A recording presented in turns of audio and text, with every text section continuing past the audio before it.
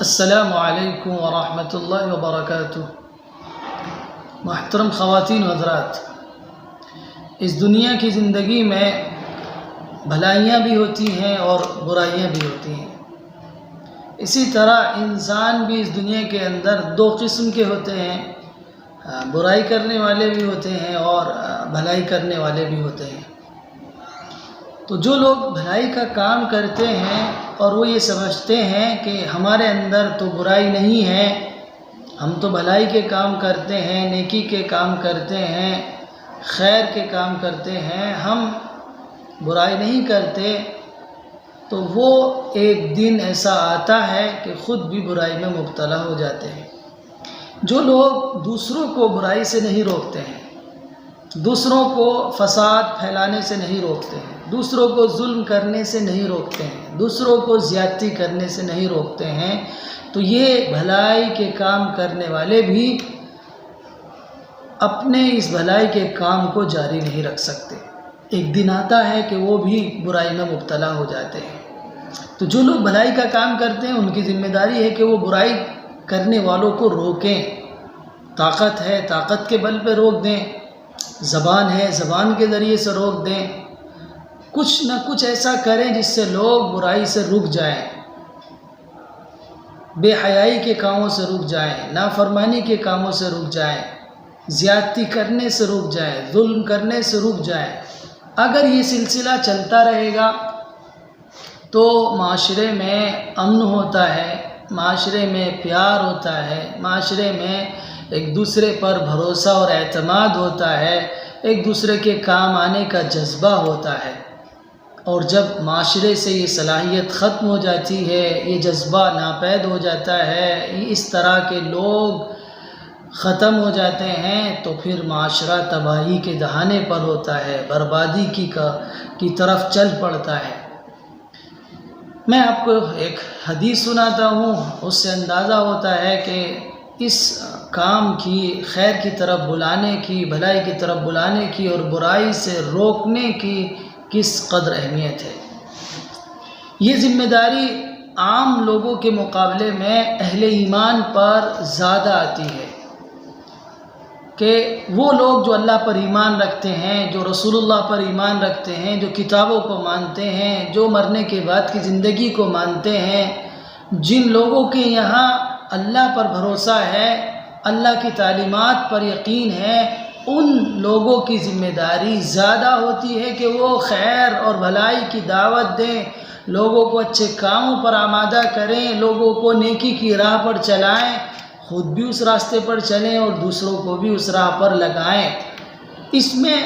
اپنی تن من دھن کی بازی لگا دیں، خیر کو پھیلانے میں، نیکی کو پھیلانے میں، نیک لوگوں کو پیدا کرنے میں، ذہنوں اور دماغوں کو نیک بنانے میں اپنے ایڑی چوٹی کا زور لگا دیں، پوری قوت صرف کر دیں، پوری طاقت صرف کر دیں۔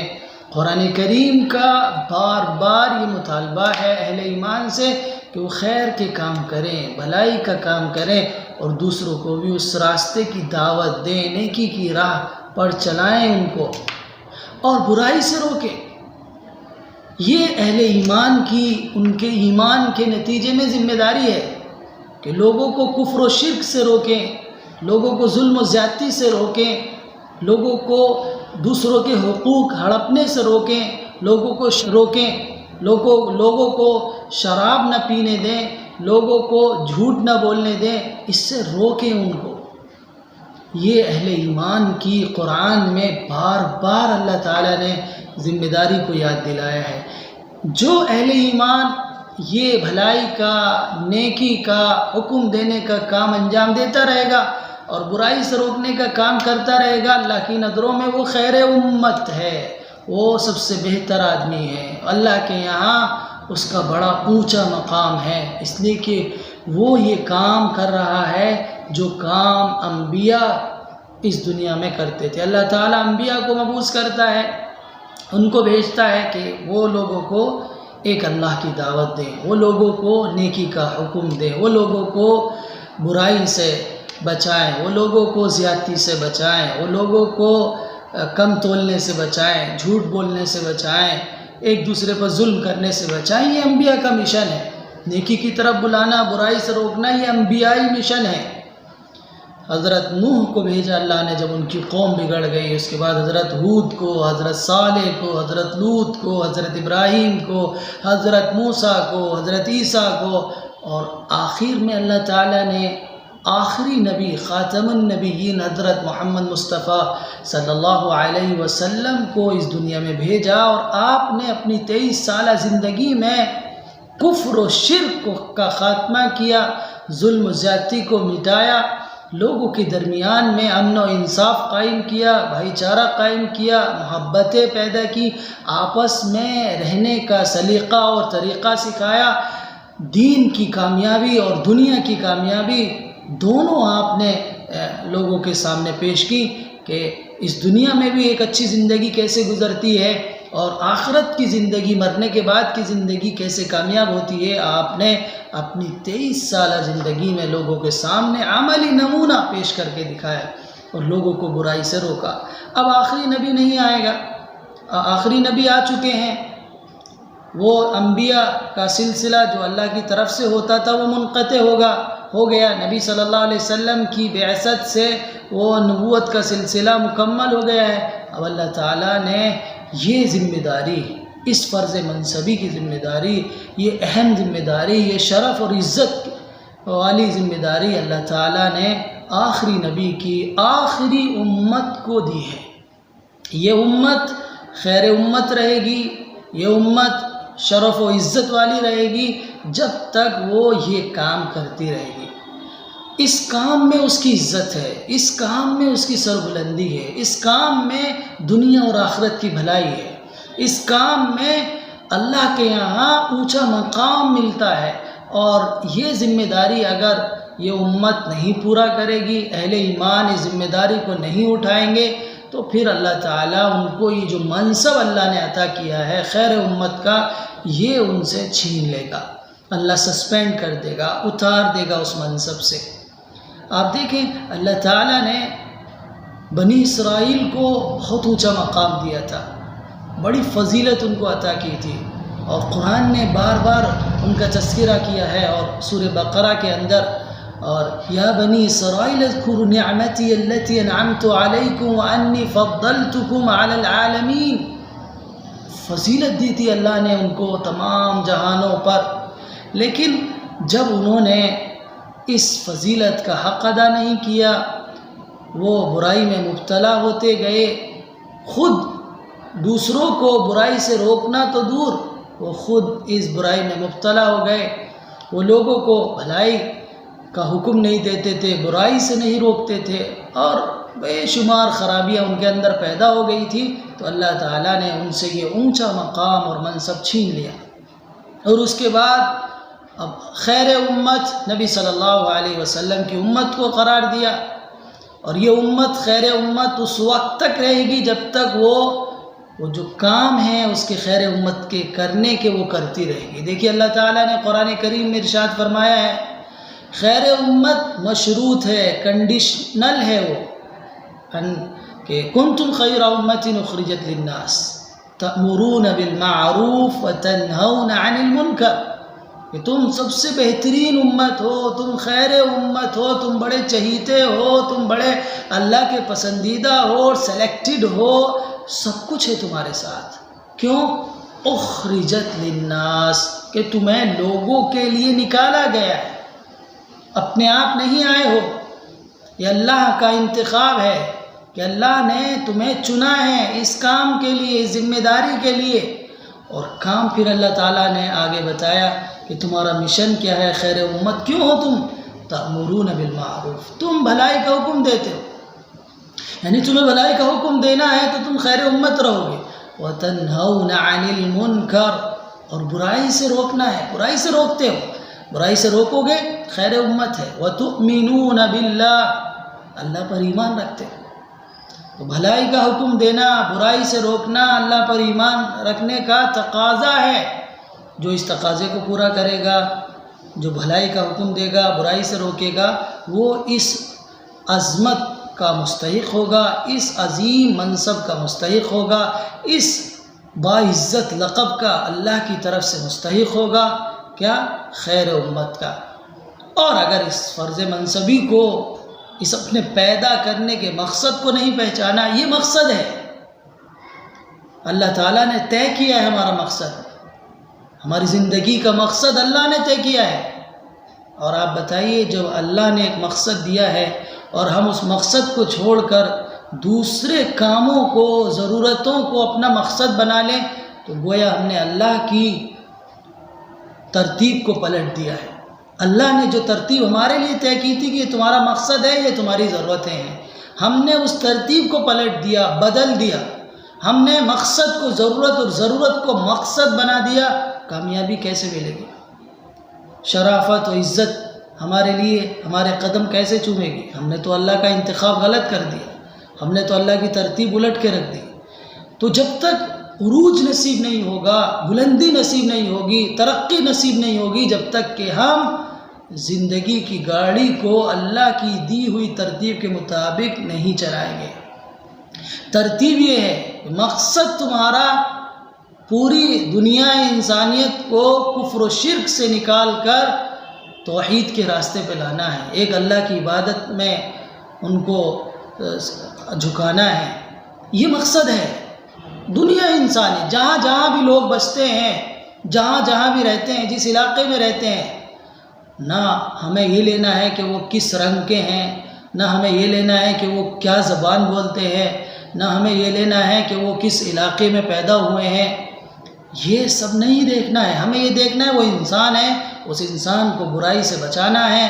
اور بھلائی کی طرف لے کر آنا ہے، اسے ایک اپنے پیدا کرنے والے سے جوڑنا ہے، اور دنیا کے بتوں سے نکال کر، دنیا کی گمراہیوں سے نکال کر، دنیا کی ضلالت سے، تاریکیوں سے، اندھیروں سے نکال کر اسے اسلام کی روشنی کی طرف لے کر آنا ہے،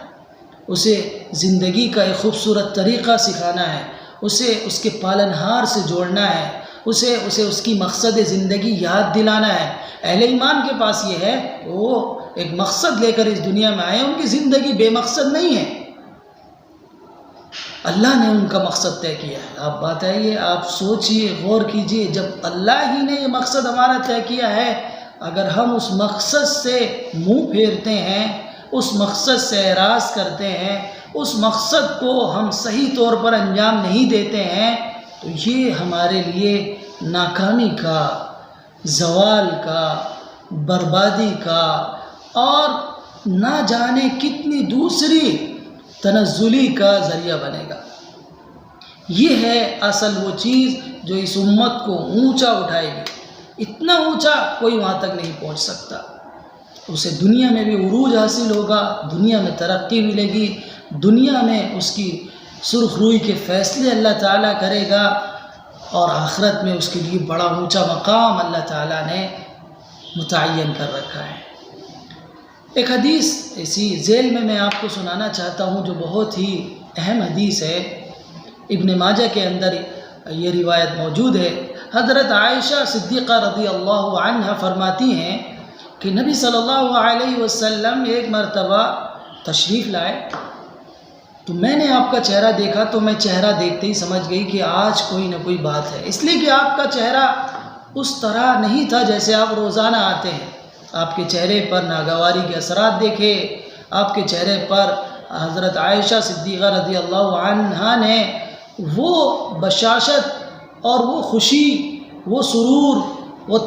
تبسم آپ کے چہرے پر وہ نہیں پایا جو وہ روزانہ جس کا وہ مشاہدہ کرتی تھی، معائنہ کرتی تھی۔ تو وہ سمجھ گئی کہ کوئی نہ کوئی آج سنگین معاملہ آپ کو درپیش ہے، کوئی نہ کوئی اہم بات آپ کو آج کہنا ہے یا آپ کو پیش آ گئی ہے۔ آپ آئے، وضو کیا آپ نے، اور کسی سے بات نہیں کی۔ حضرت عائشہ کو اور زیادہ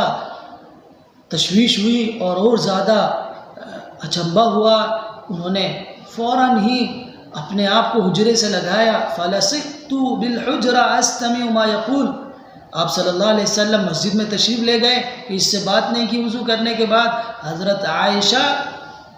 حجرے سے لگ کر، کان لگا کر آپ کی بات کو، آپ کے پیغام کو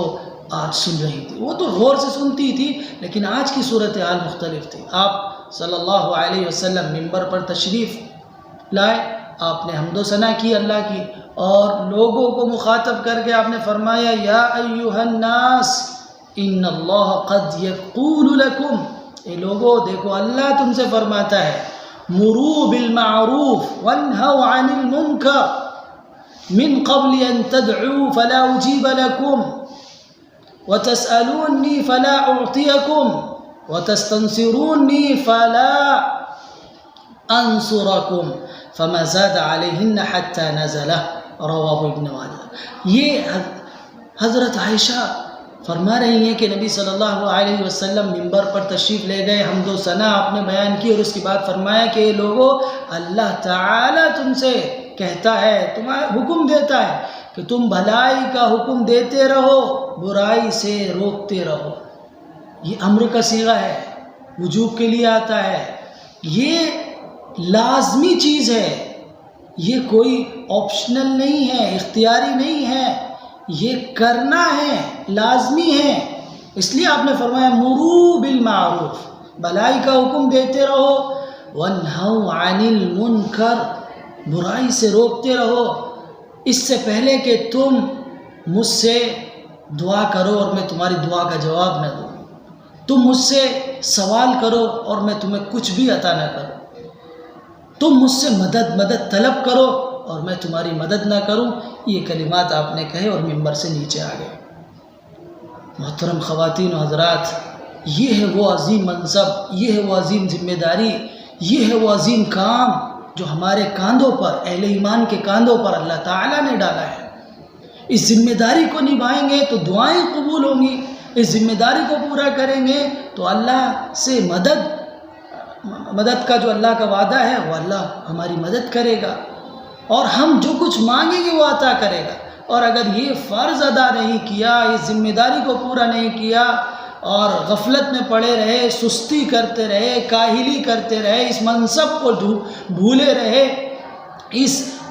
عظیم ذمہ داری کو نہیں نبھایا، تو پھر اللہ تعالیٰ کے یہاں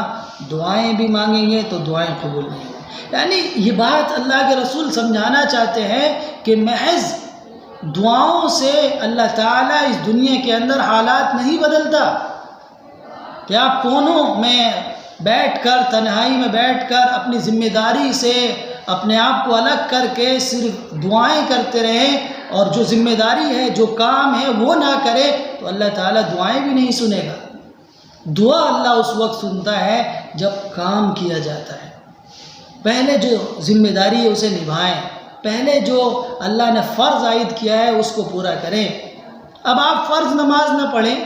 اور دعا کریں اللہ سے، فرض تو ادا نہیں کیا اور دعا کر رہے ہیں، تو کیسے اللہ کے یہاں دعا قبول ہوگی؟ فرض نماز کے بعد دعا قبول ہوتی ہے، پہلے فرض ادا کریں پھر اللہ تعالیٰ دعا سنے گا۔ تو صرف دعاؤں پر انحصار کر کے، تسبیحات پر انحصار کر کے، ذکر و اذکار پر انحصار کر کے ہم چاہتے ہیں کہ دنیا میں ایک اچھا ماحول پیدا ہو جائے، ظلم ختم ہو جائے، سوسائٹی سے بد امنی ختم ہو جائے، سوسائٹی سے چوری چھوٹ جائے، زناکاری ختم ہو جائے، شراب نوشی ختم ہو جائے، لوگ زیادتی کرنا چھوڑ دیں، صرف تنہائی میں بیٹھ کر ذکر و اذکار کرنے سے، دعائیں کرنے سے۔ اگر ایسا ہوتا تو رسول اللہ صلی اللہ علیہ وسلم خانہ کعبہ میں بیٹھ کر یہ کام آسانی کر سکتے تھے۔ کیوں آپ نے کوہ صفا پر چڑھ کر یہ آواز لگائی کہ اے لوگو، تم ایک اللہ کو تسلیم کر لو تو تم کامیاب ہو جاؤ گے، اور نہیں تو ایک لشکر ہے جو تمہیں جہنم میں لے جانے والا ہے، تمہارا تباہی کا سامان ہونے والا ہے، تم اور جن کی تم پوجا کرتے ہو سب جہنم کا ایندھن ہونے والے ہیں۔ کیوں رسول اللہ نے اس کی پکار لگائی؟ کیوں آپ طائف میں گئے لوگوں کو سمجھانے کے لیے؟ کیوں آپ نے مکہ چھوڑا؟ کیوں آپ نے دشمنی ان سے مول لی ہے؟ آپ نے حق کی دعوت کی، جن کو یہ بات ہضم نہیں ہوئی وہ آپ کے مخالف ہو گئے، وہ آپ کے خلاف ہو گئے۔ تو یہ کفر اور ایمان کی کشمکش تو ہونا ہے۔ ہم چاہتے ہیں کہ کفر کا سامنا نہ ہو، ہم چاہتے ہیں شرک کا سامنا نہ ہو اور ہم ایمان والے رہیں، ہم ایمان پر چلتے رہیں گے، ہمارا ایمان باقی رہے گا۔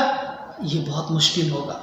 جب کفر نہیں ختم کیا جائے گا، شرک کو ختم کرنے کی کوشش نہیں کی جائے گی، تو پھر یہ کفر ہمارے گھروں تک آ جائے گا، یہ شرک ہمارے کمروں تک آ جائے گا، ہمارے ذہنوں میں بس جائے گا، راسخ ہو جائے گا، اور پھر ایک دن وہ آئے گا کہ کفر نہیں لگے گا، شرک سے نفرت نہیں ہوگی۔ اس دنیا کا سب سے بڑا جرم شرک ہے، اس دنیا کی سب سے بڑی برائی شرک ہے، اس دنیا کی سب سے بڑی برائی کفر اور شرک ہے، اور اس کو ختم کرنے کے لیے، اس کو دور کرنے کے لیے ہمارے اوپر جو ذمہ داری عائد کی گئی ہے بحیثیت امت مسلمہ، بحیثیت ایمان والے ہونے کے، ہم اللہ سے کہہ رہے ہیں ہم ایمان والے ہیں۔ جب ایمان والے ہیں ہم، تو ہماری ذمہ داری ہے کہ ہم اس بڑی ذمہ داری کو پورا کریں۔ اگر ہم کریں گے، ہم دیکھیں گے تو جو لوگ آج کم نظر آ رہے ہیں اور جو بے سر و سامانی کے حالات میں ہیں، جو اپنے کو کمزور سمجھ رہے ہیں، اللہ تعالیٰ ان کو طاقتور کر دے گا، ان کی تعداد بڑھا دے گا، ان کے حوصلے بلند کر دے گا، ان کے دلوں کو جما دے گا، ان کے قدموں کو جما دے گا، اور ان کی نگاہیں بلند کر دے گا اللہ تعالیٰ۔ لیکن پہلے کام کرنا ہوگا، کام کریں، اپنے ذمے کا کام کریں، ذمہ داری پوری کریں، پھر اللہ کے سامنے ہاتھ اٹھا کر دعا کریں کہ اللہ ہم نے اپنے ذمے کا کام کر دیا ہے، ہم نے اپنے اوپر جو ذمہ داری تھی اس کو پورا کر دیا ہے، آگے تیری مرضی ہے اللہ، تو اسے قبول فرما۔ اے اللہ ہماری اس محنت کو، اس کوشش کو قبول فرما، یا اللہ اس میں اخلاص پیدا فرما، یا اللہ اسے لوگوں کی ہدایت کا ذریعہ بنا۔ تب ہم دعا کریں، اور صرف ہم بیٹھے بیٹھے دعا کرتے رہیں اور کام سے ہم اپنا جی چھڑا لیں، اپنا آپ کو الگ کر لیں، تو یہ تو سستی کی، کاہلی کی، کام نہ کرنے کی علامت ہے۔ اس دنیا میں اللہ نے بھیجا ہمیں اس لیے کہ ہم کفر کو مٹائیں، شرک کو ختم کریں، حکمت سے، اچھے انداز میں، اچھی گفتگو کر کے، اچھا سلیقہ اختیار کر کے، لوگوں کے ساتھ حسن معاملات کر کے، لوگوں کے ساتھ اچھا ویوہار کر کے، ہم اس دنیا سے اس کفر کو، شرک کو، جس کو اللہ تعالیٰ سب سے زیادہ ناپسند کرتا ہے، اس کو یہاں سے ختم کرنے کی کوشش کریں۔ یہ ہماری بڑی ذمہ داری ہے۔ ہم یہ کام کریں گے، دعائیں قبول ہوں گی، اللہ کی مدد آئے گی، اللہ کا تعاون حاصل ہوگا۔ اللہ تعالیٰ جیسے ماضی میں اپنے نیک بندوں کی مدد کرتا آیا ہے، صحابہ کی مدد کرتا آیا ہے، اس لیے کہ وہ صحابہ اللہ کے رسول صلی اللہ علیہ وسلم کے دیے ہوئے منصب پر فائز تھے، وہ ذمہ داری کو نبھا رہے تھے، دنیا کے کونے کونے میں وہ اس فرض منصبی کو ادا کرنے کے لیے گئے ہیں۔ انہوں نے اپنا مال، اپنی جان، سب کچھ اس دین کی سرفرازی اور بلندی کے لیے، اس دین کو غالب کرنے کے لیے سب کچھ لٹا دیا۔ یہ ذمہ داری ہم ایمان والوں پر بھی عائد ہوتی ہے۔ یہ ہے وہ جس سے ہم غافل ہیں۔ اگر ہم اس غفلت سے اپنے آپ کو نکال لیں اور اس منصب کو ادا کر لیں، تو پھر حالات انشاءاللہ صحیح ہو جائیں گے۔ اس لیے کہ دعوت کے نتیجے میں حالات سدھرتے ہیں، دعوت کے نتیجے میں فضا، ماحول سازگار ہوتا ہے، اور اگر دعوت کا کام نہیں کریں گے تو حالات خراب ہوں گے، حالات بگڑیں گے، ظلم بڑھے گا، ناانصافی بڑھے گی، زیادتی بڑھے گی، لوگوں کے حقوق مارے جائیں گے، لوگوں کے گھروں کو لوٹا جائے گا، لوگوں کی عزتیں پامال کی جائیں گی۔ لیکن اگر ہم دعوت کی راہ اپنائیں گے، اس راہ کو اپنا اوڑھنا بچھونا بنائیں گے، تو آپ دیکھیں گے یہی جو اس وقت کے حالات ہیں یہ دھیرے دھیرے دھیرے دھیرے ختم ہو جائیں گے، اور ایک امن و آشتی کا گہوارہ یہ دنیا بن جائے گی۔ لوگوں میں بھائی چارہ ہوگا، امن و امان ہوگا، انصاف ہوگا، ہمدردی ہوگی، خیرخواہی ہوگی، بھائی چارہ ہوگا، ایک دوسرے کے غم میں شریک ہوں گے، ایک دوسرے کے لیے جان دینے کا جذبہ ہوگا، ایک دوسرے کے کام آنے کا جذبہ ہوگا۔ تو یہ ساری چیزیں پیدا ہوتی ہیں دعوت کے کام انجام دینے سے۔ یہ کار دعوت ہے، یہ آپشنل نہیں ہے، یہ کمپلسری کام ہے، یہ کرنا ہی ہے۔ آج کر لیں اہل ایمان، اور آج سے 20 سال بعد اپنے آپ کو اونچا اٹھانے کے لیے یہی کام کرنا پڑے گا۔ سر بلندی کے لیے اور کوئی راستہ اس امت کے پاس نہیں ہے۔ باقی سارے کام سب ضرورت ہے، یہ فرض ہے، یہ مقصد ہے۔ باقی جتنے کام بھی ہمارے ہیں وہ سب اس کام کے لیے ضرورت ہے۔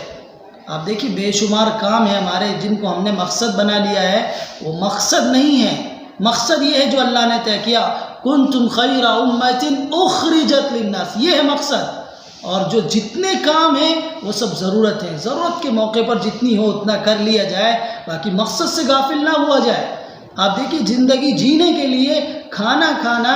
پانی پینا یہ ضرورت ہے، لیکن یہ ہم مقصد بنا لیں، ساری تگ و دو، ساری دوڑ دھوپ، سارا کچھ ہمارا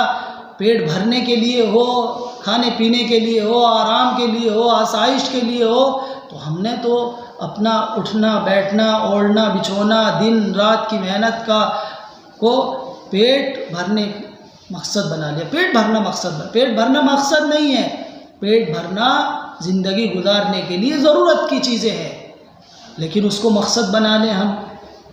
تو کیسے کامیابی ملے گی؟ کامیابی نہیں ملے گی۔ مقصد کو مقصد بنا کے رکھنا، ضرورت کو ضرورت بنا کے رکھنا، اسی میں اس امت مسلمہ کی کامیابی ہے، سرفرازی ہے، اور دنیا کو کفر و شرک سے نکالنا، توحید کی طرف لانا اس امت کی سب سے بڑی ذمہ داری ہے۔ اللہ تعالیٰ سمجھنے کی اور عمل کی توفیق عطا فرمائے۔